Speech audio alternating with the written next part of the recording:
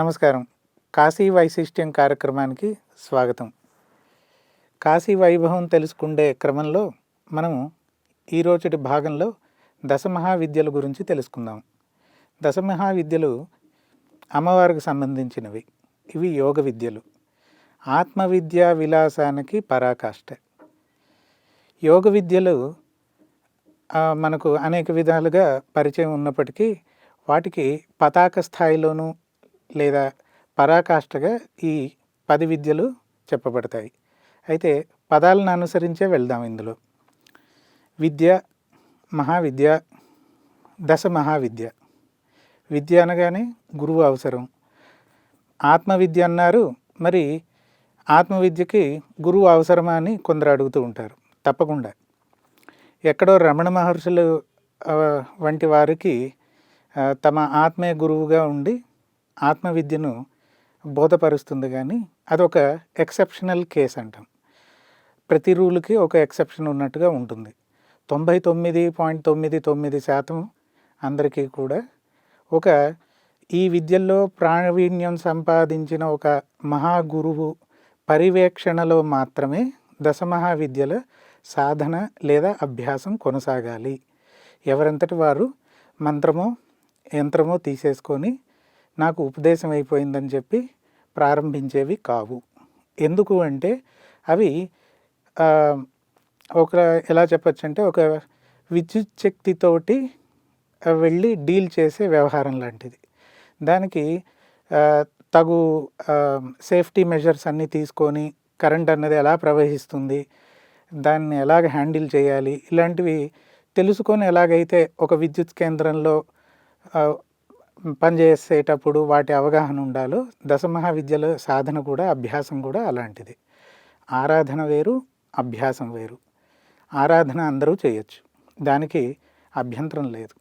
అంటే ఒక ఫోటో పెట్టుకోవడం, ఒక మంత్రం తీసుకొని అమ్మవారి మంత్రం మామూలుగా యోగ ప్రాణశక్తికి సమన్వయపరిచి సాధన చేసుకుంటే క్రమము అందరూ చేయవచ్చు. కానీ దశమహావిద్యల దగ్గరకు వచ్చినప్పటికీ అంటే అమ్మవారి కాళీ అని తార అని ఈ ఆలయాలకు వెళ్ళి కొబ్బరికాయ కొట్టేసి మిగతా దేవతల్లాగా పూజ ఆరాధన అందరూ చేయవచ్చు, దానికి అభ్యంతరం లేదు. ఒక అభ్యాసం మాత్రం తగు జాగ్రత్తలు తీసుకొని ఎంతో దీక్షతో చేయవలసిన సాధన, యోగ సాధన. ఇంతకీ దశమహావిద్యల ఆవిర్భావం, వాటి పుట్టుక ఎలా జరిగిందంటే, శివుడు అంతటి వాడు ఈ సృష్టి పైన ఇక తన మనసు నిలపక నేను పూర్తిగా యోగ నిద్రలోకి వెళ్ళిపోదలిచి ఇంకా సృష్టి అన్నదే కొనసాగించకుండా తాను సంపూర్ణుడుగా ఉండే ఒక స్థితికి వెళ్ళిపోవాలని చెప్పి నిర్ణయించుకున్నారు. అయితే ఇక్కడ మనం గమనించవలసింది ఈశ్వరుడు, శివుడు అన్న దీంట్లో ఉన్న ఆ ఈకారం, అది ఈశ్వరతత్వాన్ని కేవలం శివుడిలో ఈశ్వరతత్వం అమ్మవారు, అది అక్కడ విశేషం. అంటే తాను కూడా తనను తాను ఒక పరిధిలో ఊహ అన్నది శివుడికి కూడా తప్పే. ఎందుకంటే ఆయన అలా విలీనం అయిపోవడమో లేదా లయం అయిపోదలిచి అనుకున్న వెంటనే దశ దిశల నుండి, అంటే 10 దిక్కులు, అష్టదిక్కులు, భూమి ఆకాశం నుండి శివుడిని ఆపివేసింది అమ్మవారు. అంటే అందులో కూడా నీ సొంత సంకల్పం ఏమీ లేదు, మొత్తం ఆది పరాశక్తి సంకల్పానుసారమే ఈశ్వరుడు కూడా నిర్ణయాలు తీసుకునే సందర్భం కనబడుతూ ఉంది. అంటే ఆది పరాశక్తి యొక్క ఒక సంకల్ప బలము అంత విశేషమైనదన్నమాట. దీనికే ఆత్మవిద్య అన్నారు. అంటే ఈ నేను అన్నది శివుడు కూడా శివుడిలో ఉన్న ఆ నేను తత్వాన్ని కూడా ఈశ్వరి అమ్మవారికే ఆపాదించబడినది. అక్కడ ఉన్నది ఒక్కటి మాత్రమే, ఈశ్వరి అమ్మవారు. మిగతా రూపాలన్నీ కూడా ఆది పరాశక్తి నుండి ఉద్భవించినవే. ఈ 10 తరహాలో శివుడిని నిలబెట్టేసి, సృష్టిని నిలబెట్టేసి ఒక క్రమంలో తీసుకువెళ్తున్న ఆ 10 శక్తులను మనము దశమహావిద్యలు అన్నాము. అయితే ఇవి సూక్ష్మము, సూక్ష్మతమము, సూక్ష్మతరము, అతి సూక్ష్మతరము కూడా ఉన్నాయి. అంటే స్థూల దృష్టితో మనము చూసే ఒక రూపాన్ని ఆరాధించి ఇంద్రియ భోగాలను ఆశించి ఒక దేవుడి దగ్గరికి వెళ్ళి మొక్కుబడి పెట్టుకొని వచ్చే క్రమం అంతా కూడా స్థూల దృష్టి అనిపిస్తుంది. అక్కడ సూక్ష్మ దృష్టి ఏమీ లేదు. సూక్ష్మ దృష్టి అంటే ఎప్పుడైతే నీ కోరికలు ఫలించినప్పుడు కూడా నువ్వు భగవంతుడి పట్ల మనసు లగ్నమై ఉంటే నీలో సూక్ష్మ దృష్టి అన్నది జాగృతమవుతుంది. సూక్ష్మ దృష్టిలో అప్పుడు నువ్వు ఆత్మవిచారణ చేసుకోవడం మొదలు పెడతావు. ఈ నేను అన్నది ఎవరు, ఈ మంచి చెడులను సుఖ దుఃఖాలను ఇలాంటి ద్వంద్వాలన్నిటినీ కూడా అనుభవిస్తున్న నేను నేను నేను అన్న నాలో ఉన్న ఆ భావం ఏమిటి అని నువ్వు ఎప్పుడైతే మొదలుపెట్టి ధ్యానమగ్నుడు అయి అంతర్ముఖుడు అవుతావో అప్పుడు సూక్ష్మ దృష్టి నీలో మొదలైనట్టు. ఆ సూక్ష్మ గ్రాహ్యత్వం అన్నది వచ్చిన తర్వాతే దశమహావిద్యల గురించి బోధపడుతుంది. అంతవరకు కూడా మనకు స్థూల దృష్టితో చూసేటప్పుడు ఇందులోని ఆత్మవిలాసం అన్నది అర్థము కాదు. అయితే ఈ మాటలు చెప్పడం ద్వారా మీలో ఈ అంతర్ముఖత్వాన్ని నేను కలగజేసి తర్వాత దశమహావిద్యల గురించి చెప్పబోతూ ఉన్నాను. దశమహావిద్యల్లో మొదటిది కాళీ. కాళీ పేరు తలుచుకున్న వెంటనే మనకు గుర్తొచ్చే ఒక మహనీయుడు పరమహంస, రామకృష్ణ పరమహంస. పరమహంస వారు కాళీ తత్వాన్ని ఎంత ఉపాసన చేశారు అంటే వారు చేసిన సాధన వారి మనస్తత్వాన్ని బట్టి మిగతా యోగులందరూ కూడా వారి ఆలోచన సరళినే ముందుకు తీసుకెళ్తున్నారు. అందుకే మొట్టమొదటిది ఎందుకు కాళీ అంటే కాలస్వరూపము. కాలము, కాలానికి అతీతముగా ఉన్న ఒక శక్తి. అంటే ఏమిటది? కాలం ఎలా ఏర్పడుతుంది? సూర్యచంద్రుల వల్ల. పగలు రాత్రి ఉంటేనే కదా సమయము అంటున్నావు. అయితే సూర్యచంద్రులు లేని ఒక స్థితి ఉందా? అక్కడ సూర్యుడు చంద్రుడు లేనప్పుడు కూడా ఒక స్థితిలో అమ్మవారు అక్కడ కూడా ఉందా? ఉంది. దానినే మనము ఆదిపరాశక్తి అంటున్నాం. పాదోస్య విశ్వాభూతాని త్రిపాదాస్యామృతం దివి. పాదోస్య విశ్వాభూతాని, 1/4 ఆఫ్ ద ఇన్ఫినిటీ. అనంతతత్వంలోని ఒక వంతు పుట్టడము, మారడము, మళ్ళీ లయం అవ్వడము, మళ్ళీ పుట్టడం, మారడం, మళ్ళీ లయం అవ్వడం జరుగుతుంది. 3 వంతులు త్రిపాదాస్యామృతం దివి. త్రిపాద 3 వంతులు అమృతం దివి. అక్కడ ఉన్న ఏది ఈ మార్పుకి లోను కాని ఒక స్థితి ఏదైతే ఉందో అది 3 వంతులు ఉంది. అయితే ఇక్కడ ఒక సందేహం రావచ్చు. అనంతం అంటున్నారు, మళ్ళీ అందులో 3 వంతులు అంటే దానికి మళ్ళీ నువ్వు ఒక గిరి గీసినట్టే కదా. ఆ అనంతతత్వాన్ని నువ్వు మన ఆ ఊహకు అందటానికి మాత్రమే ఈ మాట చెప్పబడినది. కానీ ఆది అనంతము లేని ఆది పరాశక్తికి నువ్వు ఒక గిరి గీసి ఉంచలేవు. సో చెప్పరావడం ఏంటంటే ఇందులో ఆ యంత్రం అన్నది కూడా ఒక నువ్వు అమ్మవారి వైభవాన్ని ఆరాధించే క్రమమే. కానీ అది అమ్మవారి నివాస స్థలము అని మాత్రం కాదు. దానికి ఇంపార్టెన్స్, ప్రాముఖ్యత ఏమిటో కూడా నేను చెప్తాను. అయితే ఈ 3 వంతులు ఏదైతే మారకుండా ఉన్న స్థితి ఏదైతే ఉందో అది కాలానికి అతీతమైనది. ఏదైతే మారుతూ ఉందో అది కాలం. ఈ రెండిటిని సమన్వయపరిచే ఒక గొప్ప శక్తి, సాధన, యోగ విద్య ఏది ఉందో అది కాళీ, కాలము. కాలాన్నే ఉపాసించిన మహానుభావుడు రామకృష్ణ పరమహంస. అయితే బాగుంది. కాలము వ్యక్తం అవుతోంది ఏదో ఒక రూపంలో, మనకు అర్థం రూపంలో మనకు అర్థం అవ్వాలి. అది ఎలాగైతే పదానికి అర్థాన్ని మనం విడదీయలేమో అలాగే కాళీ ఉన్న చోట తార ఉండాలి. తార దేనికి అధిపతి? పదాలు లేదా శబ్దము, నాదము. ఈ నాదము వల్లనే కదా, అంటే నాకు కలిగిన అనుభూతి నేను మాటల్లో మీకు వినిపిస్తున్నాను అంటే అది మళ్ళీ మీకు అర్థమవుతోంది అంటే నాదమే మీకు ఒక అర్థమైన రూపంలోకి మారుతోంది. అది ఒక కాలములో ఏమి మీకు అర్థం అవ్వాలో అది వస్తూ ఉంది. కాబట్టి ఇవి రెండింటిని విడదీయలేము. కాలం ఉన్న చోట వ్యక్తం అవ్వాలి. అది ఏది అవ్యక్తంగా ఉందో అది వ్యక్తం అవుతుంది. అందుకే పరమహంస వారు అవ్యక్తంగానే వెళ్ళిపోయారు. ఒక రకంగా చెప్పాలంటే వారు ఎవరికీ తెలియలేదు. వారి జీవిత కాలంలో ఆ చుట్టూ ఉన్న ఒక 30-40 మంది విశేషమైన తన శిష్యులకి తప్పనించి, ఒకరిద్దరు ఎవరో దగ్గర ప్రాంతాలు తప్పనించి ఎవ్వరికి అంతటి మహాశక్తి కూడా ఏ పబ్లిసిటీ అంటే ఇప్పుడంటే పబ్లిసిటీ అనుకోండి, ఆ రోజుల్లో ఎలాంటి ఎవ్వరికి కూడా తెలియకుండా నిశ్శబ్దంగా వారు వచ్చిన కార్య నిర్వహణ వారికి అప్పచెప్పిన బాధ్యత అమ్మవారు నిర్వహించుకుంటూ వెళ్ళిపోయారు. ఏది వ్యక్తమైంది? వివేకానందుడు వ్యక్తమయ్యాడు, అతని శిష్యుడు వివేకానంద. ఇక్కడ మనం ఈ కాళీ తార ఒక బంధాన్ని అర్థం చేసుకోవాలంటే పరమహంస వివేకానందని అర్థం చేసుకుంటే కాళీ తార తత్వము మనకు అర్థమవుతుంది.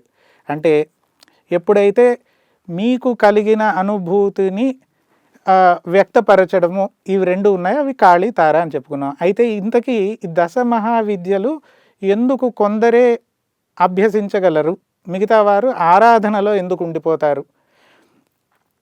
ఒక కాలంలో ఉండే కాలానుగుణంగా వచ్చే మార్పులు ధర్మానికి కలిగే హాని ఉన్నప్పుడు దాన్ని పునఃప్రతిష్ఠ చేయడానికి కొందరు పూనుకుంటారు. వారికి వారి సంకల్పానుసారము వారి ఆత్మలోనే నిద్రాణమై ఉన్న శక్తి జాగృతం అవ్వాలి. ఆ జాగృతం అయ్యే విశేష శక్తి కాళి. కాలం యొక్క దిశ మారిపోయింది చూసారా? మన భారతదేశ సనాతన ధర్మ లేదా ప్రపంచం యొక్క మొత్తం మతాలు, ఆధ్యాత్మిక చింతన అన్నిటినీ కూడా వివేకానందుడికి ముందర, వివేకానందుడు తర్వాత అని చెప్పుకోవాల్సి వస్తుంది. అంతటి తేడాని వివేకానందుడు సృష్టించగలిగాడు తన వాక్కు ద్వారా. ఆ వాక్కు యొక్క మూలం ఏమిటి? పరమహంస. వాక్ ఏమిటి? తార. అయితే దిశను మార్చగలిగితే ఒక 500 సంవత్సరం పాటు తన బోధనలు ఈ ప్రపంచానికి మంచి శక్తిని ఇచ్చి నడిపిస్తాయి అని స్వయంగా వివేకానంద అంతటి వాడే చెప్పుకున్నాడంటే వారి ముద్ర సంఘంలో ప్రపంచంలో ఎంత ఉందో మనం అర్థం చేసుకోవచ్చు. స్ఫూర్తిదాయకమై ఉంటుంది. ఎక్కడైతే నిద్రాణం అయిపోయి ఉందో హిందూ సమాజం తనలో తాను ఎన్నో విభేదాలతో, అంటే విగ్రహారాధన వద్దన్నారు, ఆర్య సమాజం వచ్చింది, థియోసాఫికల్ సొసైటీ, బ్రహ్మ సమాజం, వీళ్ళందరూ కూడా ఎలా మొదలయ్యారు అంటే వాళ్ళు ఏదో ఒక అంశాన్ని తీసుకొని విగ్రహారాధన వద్దు, ఇన్ని దేవతలు వద్దు, ఇవన్నీ మనకు వీటి వల్లే సమస్యలు వస్తున్నాయని చెప్పి సంఘంలో, పైగా ఒకవైపు ఏమో బ్రిటిషర్స్ యొక్క క్రిస్టియానిటీ, క్రైస్తవ మతం ఏమో ఇంగ్లీష్ చదువులు, మొత్తం మన సనాతన చదువులనంతా పక్కన పడేసి మనకున్న చదువు, సంస్కారం, విజ్ఞానము అవి విజ్ఞానమే కాదని, వాళ్ళే ఇంగ్లీష్ చదువుల ద్వారా మనకు విజ్ఞానం అందిస్తున్నామని చెప్పుకునే రోజుల్లో భారతీయులకంటూ ఒక ఆత్మవిశ్వాసాన్ని కలిగించిన ఏకైక వ్యక్తి వివేకానందుడు. అయితే ఆ వివేకానందుడిని కూడా తర్ఫీదు ఇచ్చి, అంటే ట్రైనింగ్ ఇచ్చిన మహానుభావుడు ఎవరు? పరమహంస. మళ్ళీ ఇండియాకు ఒక ఇండిపెండెంట్ సిగ్నేచర్ ఏదైనా వచ్చింది అంటే అది వివేకానందుడి వల్లే. అంతటి శక్తి దశ మహావిద్యలది. కాళీ తార గురించి తెలుసుకున్నాం. ఈ తర్వాత త్రిపుర మహాసుందరి, మూడవ విద్య త్రిపుర మహాసుందరి. ఆత్మవిద్య, శ్రీ విద్య. ఈ అక్షర రూపము ఎక్కడ నుండి వస్తూ ఉందో వీటిని అన్నిటినీ ఇందాకలు చెప్పుకున్నాం. అనుభూతి చెందుతున్నది ఏమిటో ఆ నేను అన్నదాన్ని తెలియజేసేది ఈ త్రిపుర మహాసుందరి దేవి విద్య. మహావిద్యని త్రిపుర మహాసుందరి అన్నారు. అయితే ఎందుకు అంటారా ఈ త్రిపుర మహాసుందరి అన్నారు? ఇంతకంటే సౌందర్యమైన విషయము ఈ ప్రపంచంలో ఏమీ లేదు. ఏమిటా సౌందర్యమైన విషయము? ఆత్మవిశ్వాసము లేదా ఆత్మజ్ఞానము. ఇది ఇక్కడ చెప్పుకోవాల్సిన 2 సందర్భాలు ఉన్నాయి. ఒకటి రమణ మహర్షి, 2 దత్తాత్రేయుడు. స్వయంగా దత్తాత్రేయుడు అంతటి వారు ఆరాధిస్తున్న అమ్మవారు త్రిపుర మహాసుందరి. అయితే ఈ విషయం మనకు ఎక్కడ తెలుస్తుంది అంటే త్రిపుర రహస్యము అనే ఒక గ్రంథం మీరు చదివిస్తే అందులో పరశురాముడు అంతటి వాడు 21 మార్లు ఎవరినైతే భూమి చుట్టూ తిరిగి క్షత్రియుల్ని తెగ నరికి మళ్ళీ ధర్మస్థాపన చేసిన పరశురాముడు రాముడు గురించి విన్నాడు. మళ్ళీ క్షత్రియుడే ఒకడు వచ్చాడు, ఇతను ఏ ఎంతటి శక్తివంతుడో చూద్దాము, శివధనుస్సునే ఎక్కుపెట్టాడట కదా, నా దగ్గర విష్ణు ధనస్సు ఉంది, మళ్ళీ ఈ క్షత్రియుడి సంగతి ఏమిటో తేలుస్తాను నేను అని చెప్పి వెళ్ళి రాముడు వద్దకు వెళ్ళి చూసి అతని తేజస్సుకు మురిసిపోయి, నీవు శివధనస్సుని ఎక్కుపెట్టావని విన్నాను, నా దగ్గర విష్ణు ధనస్సు ఉంది, దీన్ని ఎక్కుపెట్టమన్నాడు. కనీసం అది మొయ్యమని చెప్పినా బాగుండేది. ఎక్కుపెట్టమన్నాడు అంటే తీసి గురి పెట్టమన్నాడు. తీసి రాముడు తీసి అది అందుకున్నాడు. ఆ వింటి నారి సంధించి దానికి ఒక బాణం తీసి ఎక్కుపెట్టేసరికి చాలా సంతోషించిన భార్గవరాముడు అంటే పరశురాముడు, చాలా బాగుంది, అద్భుతం, విష్ణువు యొక్క 16 కళలు తేజస్సు నీలో స్వయంగా కనబడుతున్నాయి, నువ్వు స్వయంగా విష్ణువు అంతటి వాడివి, నీవు ఎక్కువగా నిన్ను పొగిడితే నన్ను నేను పొగుడుకున్నట్టే ఉంటుంది, కాబట్టి నేను అలా పొగడకుండా నీకు నా ఆశీర్వచనం తెలియజేస్తే నేను ఇంకా బయలుదేరుతానన్నారు. రాముడు అన్నాడు, క్షత్రియుడికి ఒక గురి చూపెట్టకుండా బాణాన్ని ఎక్కుపెట్టమన్నారు, అయితే నేను ఎక్కుపెట్టిన తర్వాత బాణాన్ని నేను దించకూడదు, క్షత్రియ ధర్మం కాదు. ఆ తర్వాత తదుపరి భవిష్యత్తు కాలంలో రాముడు ఏదో ఒక ఆట వస్తువులాగా బాణం తీసి అలా ఒకసారి గురి చూపెట్టి మళ్ళీ తీసేశాడు, క్షత్రియ ధర్మం కాదు. గురి ఏమిటి, దేన్ని కొట్టేయాలి, మీ పాదాలను కొట్టేయాలా, మీరు సంపాదించుకున్న పుణ్యలోకాలను కొట్టేయాలా, ఇవి రెండే కనిపిస్తున్నాయి నాకు, మిగతా వాటికి దేని వైపు నేను గురి సారించలేనన్నాడు.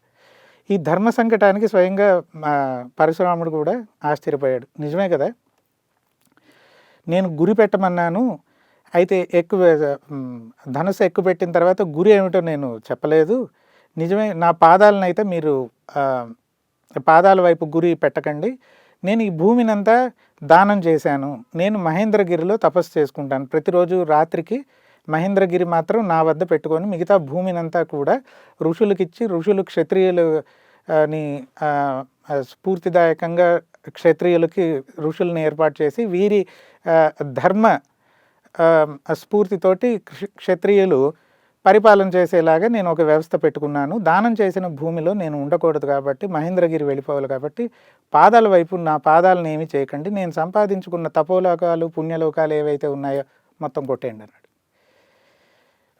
సరే, రాముడు తన బాణాన్ని సంధించాడు, మొత్తం అతని పుణ్యలోకాలు తపోలోకాలు ఏవైతే ఉన్నాయో పరశురాముడు వెళ్ళిపోయి మొత్తం 0 లెవెల్కి వచ్చేసారు. ఆయన ఆశ్చర్యం వేసింది. ఏ క్షత్రియులనైతే అతను అక్కడి నుండి రామ మందిరం నుండి బయటకు వచ్చేస్తూ తనలో తాను ఇలాగా నిర్వేదపడుతూ ఉన్నారు. ఏ క్షత్రియులనైతే నేను 21 మారు సంహరించానో, ఏ ధర్మ ప్రతిష్ఠ నా ద్వారా జరిగిందో నేను చేశాను, అక్కడ నేను నేను నేను అన్నది మళ్ళీ మొదలైంది. నేను ధర్మాన్ని మొదలుపెట్టాను, నేను అన్నీ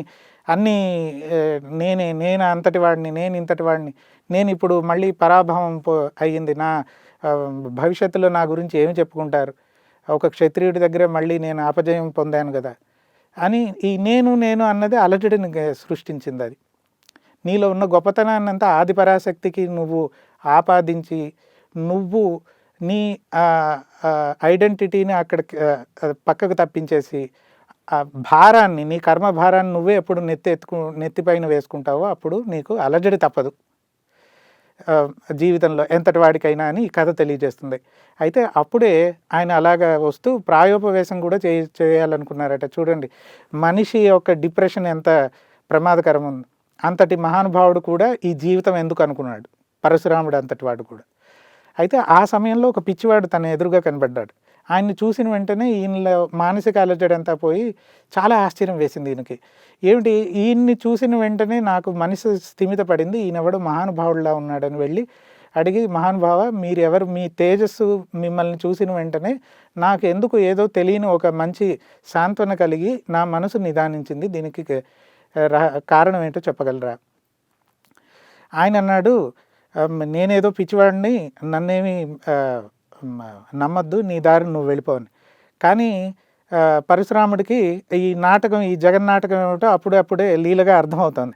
ఆయన ఇక పట్టుదల వదలక, లేదు, ఈ జగన్నాటక సూత్రధారి ఎవరో చెప్పండి, నాకు ఈ పరిస్థితిని అంతా ఎందుకు కల్పించబడింది, దేనిని తెలుసుకుంటే నేను మీలాగా ఉండవచ్చు, నేను మొత్తం జైత్రయాత్ర చేశాను, ప్రపంచాన్నే గెలిచాను, కానీ నా మనసును నేను గెలుచుకోలేకపోయాను. మిమ్మల్ని చూస్తే మీరు మనసును గెలిచారని నాకు అనిపిస్తోంది. ఆ జ్ఞానం మిమ్మల్ని చూసిన వెంటనే వచ్చింది. మీరెవరని అడుగుతాడు. ఆయన అంటాడు, నేను అంగీరసుడు, నన్ను సంవర్తుడు అంటారు, నేను దత్తాత్రేయులు వారి శిష్యుణ్ణి. దత్తాత్రేయులు మీ గురించి అక్కడ నిరీక్షిస్తున్నారు, వారే మిమ్మల్ని తీసుకురమ్మన్నారు అని పదండి. దత్తాత్రేయులను సమీపించి పరశురాముడు మొట్టమొదట అడిగిన ప్రశ్న, దేనిని తెలుసుకుంటే నేను మళ్ళీ జీవితంలో అధపాతాళానికి పడిపోను, దేనిని తెలుసుకోవడం వల్ల నాకు స్థితప్రజ్ఞత వస్తుందో, దేనిని తెలుసుకున్న తర్వాత ఇక తెలుసుకోవాలి అనే చింతన లేకుండా పోతుందో అదేమిటో నాకు తెలియజేయండి అంటే, దత్తాత్రేయులు అంటారు, నేను స్వయంగా త్రిపుర మహాసుందరినే ఆరాధిస్తాను, అభ్యాసంలో ఉంది, అదే విద్యను నేను కూడా నీకు తెలియజేస్తాను. ఈ కథనంతా కూడా రమణ మహర్షి కూడా అందరినీ చదవమంటారు. ఇందులో ఎప్పుడూ కూడా నేను నేను అన్న అహంకారం పెంచుకోకుండా నీ ద్వారా జరిగిన మంచి కానీ నీకు జరిగే చెడును కానీ అన్నిటికీ అమ్మవారికి సమర్పించేసి నువ్వు నిర్లిప్తుడుగా ఉండు, నువ్వు ఎందులోనూ కూడా నిన్ను నువ్వు దానిలో సరిపోల్చుకొని చూసి స్థితప్రజ్ఞతను కోల్పోవద్దు. కాబట్టి ఇంతటి ఆత్మవిద్యను తెలియజేసే గొప్ప విద్య త్రిపుర మహాసుందరి. అంటే ప్రతి అక్షరము నాకు కలిగిన భావన ఈ నేను అన్నది ఎక్కడైతే వెళ్ళి లయం అవుతుందో ఆ యోగ సాధన పేరు త్రిపుర మహాసుందరి. తర్వాత భైరవి, తర్వాత విద్య భైరవి. భైరవి త్రిపుర భైరవి, ఈవిడ అగ్నిస్వరూపం. ప్రపంచంలో ఉన్న అగ్ని అంతా కూడా, ఏదైతే ప్రాణశక్తి అంతా ఉందో అదంతా కూడా భైరవి. ఆవిడ మంత్రము కూడా అగ్నిస్వరూపమే. ఆవిడ ఎక్కడెక్కడ ఏవి అగ్ని వలన, అంటే ఒక రకంగా చెప్పుకోవాలంటే ఈ సృష్టి అంతా కూడా అగ్నితో మొదలవుతుంది. ప్రాణానికి కూడా ప్రతీక అగ్ని అని. ఆ వేడి అన్నది శరీరంలో పోయిందంటే ప్రాణం పోతుందని చెప్పి నిర్ణయించుకుంటాం కదా. ఈ అగ్ని తత్వాన్ని పూర్తిగా మొత్తం బ్రహ్మాండం అంతా కూడా నిండి ఉన్న అగ్నితత్వాన్ని బోధపరిచేది త్రిపుర భైరవి. తర్వాత బగళాముఖి. బగళాముఖి స్తంభన విద్య. స్తంభన విద్య దగ్గర మీకు నేను కొన్ని బేసిక్స్ మళ్ళీ చెప్పవలసి వస్తుంది. ఏమిటి, మనము సృష్టిని ఎలాగ అర్థం చేసుకుంటాము? ఇంద్రియాల ద్వారా. ఇంద్రియాలు అంటే చూడడము, వినడము, రసం అంటే రుచి, వాసన, స్పర్శ, బుద్ధి, మనసు వీటిని అనుభూతి చెందుతూ ఉన్నాయి. ఎప్పుడైతే నువ్వు వీటి నుండి నువ్వు పక్కకి వైదొలిగావో, వీటి నుండి నీ ప్రజ్ఞను తీసుకొని అంతర్ముఖుడు అవుతూ ఉన్నావో, అప్పుడు సృష్టికి నువ్వు లోబడి ఉన్న విధానం కాస్త సృష్టి నీకు లోబడే విధానానికి తీసుకెళ్తుంది. అంతటి గొప్ప విద్య బగళాముఖి, అంటే స్తంభన విద్య. స్తంభనం అంటే అన్నీ నిలిచిపోవడమే. ఏవి చలనంలో ఉంటే నీకు ప్రాణశక్తి ఉందని వ్యవహారికంలో మనకు అర్థమవుతున్నదో వాటిని అన్నిటినీ కూడా స్తంభింపజేసి, అయినప్పటికీ కూడా ఈ నేను అన్నదాన్ని నిలుపుకోవడాన్ని ఏమంటాము? బగళాముఖి, స్తంభన విద్య. అయితే ఇంతకీ చలనంలో ఉన్న విషయాలు ఏమిటి? ఊపిరి చలనంలో ఉండాలి, కదులుతూ ఉండాలి, గుండె కదులుతూ ఉండాలి, రక్తం కదులుతూ ఉండాలి. ఈ కదిలేవి ఏవైనా కాసేపు ఆపనివ్వండి, ఆగితే ఏమవుతుంది? ఆ ఊహే అనర్థం కదా. అయితే ఈ యోగ విద్యలో ఆ యోగ సాధకుడు వీటిని పూర్తిగా స్తంభింపచేసి అయినప్పటికీ కూడా ఆ నేనులో ఉంటాడు.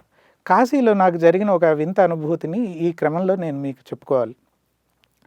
నేను ఒకసారి అలాగే కాశీ ధర్మేశ్వరాలయంలో, ధర్మరాజు ప్రతిష్ఠ చేసిన ధర్మేశ్వరాలయంలో కూర్చొని ఉంటే అక్కడికి వచ్చిన ఒక యోగి సన్యాసి అటుగా వెళ్ళిపోతూ నన్ను అడిగాడు, నువ్వు ఈ స్తంభన విద్య ఎందుకు చేస్తున్నావు? నేను అక్కడ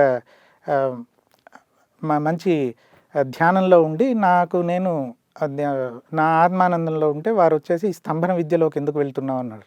అంటే వాళ్ళు చూసిన వెంటనే చెప్పేయగలరు కొందరు. నాకు ఆశ్చర్యం వేసింది. అప్పటికి నాకు ఈ దశమహావిద్యలు 10 ఉంటాయని కూడా తెలియదు. నిజానికి 10 ఉన్నాయి. అమ్మవారిని ఆరాధించాలి, ఎందుకు ఆరాధించాలి, ఇందులో యోగ సూత్రాలు ఏంటి, యోగ రహస్యాలు ఏంటి ఏమీ తెలియదు. ఏదో కూర్చొని చేసేస్తూ ఉన్నాను.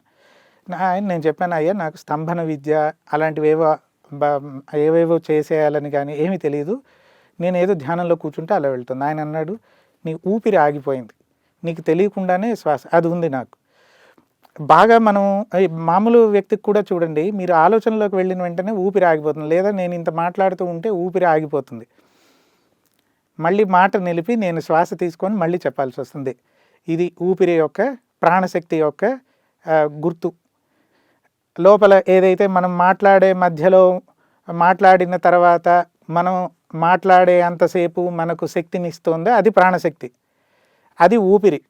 దాన్ని స్తంభింపజేశాను, అది స్తంభనలోకి వచ్చింది, ఆగిపోయింది. ఆయన అన్నాడు, అది స్తంభించింది నిదానంగా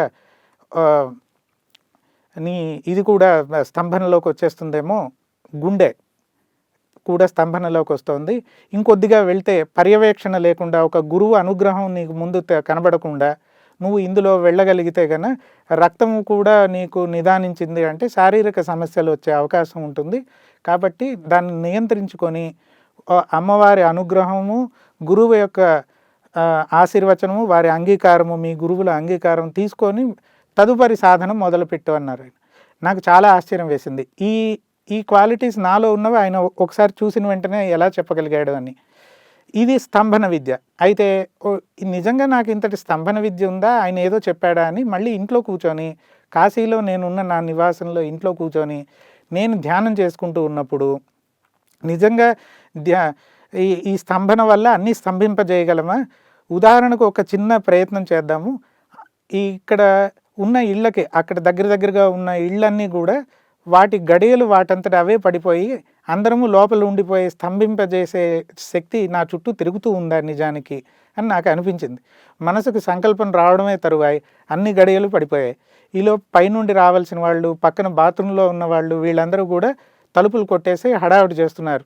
ఏ కౌన్ కియా ఏ హర్కత్, ఎవరు చేశారు ఈ అల్లరి పని ఎవరు చేస్తున్నారు? నా ఇంటి తలుపు దగ్గర నుండి అన్ని తలుపులకు కూడా ఏకకాలంలో గడియలు పడ్డాయి. పక్కనున్న ఎవరో వేరే వాళ్ళు వచ్చేసి గడియలు తీసి ఎవరో పిల్లలు ఇవి చేశారు అన్నారు. ఈ లోపు అంతా కూడా నేను కూడా చాలా హడావిడైపోయింది. అప్పుడు నాకు ఈ అనుభూతి నాకేం తెలియజేసిందంటే, ఒక్కొక్కసారి ఈ విద్య యొక్క ఆ యోగ సూత్రాల్లోకి మనం వెళ్ళిపోయిన తర్వాత మన సంకల్పానుసారం సృష్టి మనం ఏది అనుకుంటే అది సృష్టి మన దగ్గరికి తీసుకొని వచ్చి పెట్టేస్తుంది. అంతటి శక్తిని అది ఇచ్చేస్తుంది. ఇది బగళాముఖి. తర్వాత విద్య ధూమవతి.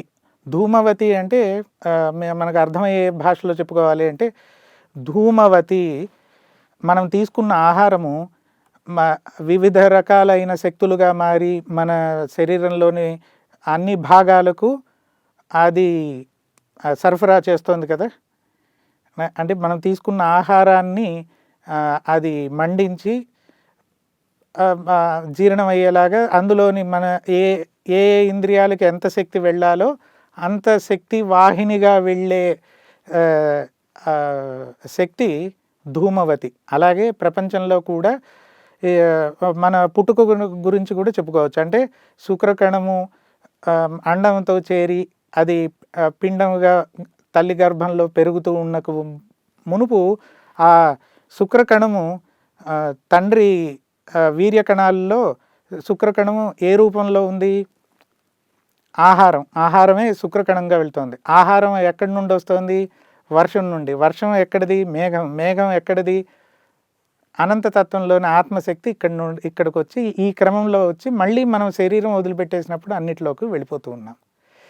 ఈ మార్పు చెందే శక్తిని మనము ఆ విధానాన్ని, ఆ యోగ సూత్రాన్ని మనము ధూమవతి అంటున్నాం. ఒక విషయం నుండి అంటే ఇంకా అర్థమయ్యేలాగా చెప్పాలి అంటే, దేన్నైనా మండించి వేస్తే, అంటే ఉదాహరణకి నీరుని మనము బాగా మరిగించాము, నీరు తన స్వరూపాన్ని మార్చుకొని ఆవిరైంది, కానీ శక్తిని మనం ఆ నీటి గుణాన్ని మనము పూర్తిగా నాశనం చేయలేదు. అందుకే అంటారు, energy can neither be created nor destroyed. నమస్కారం.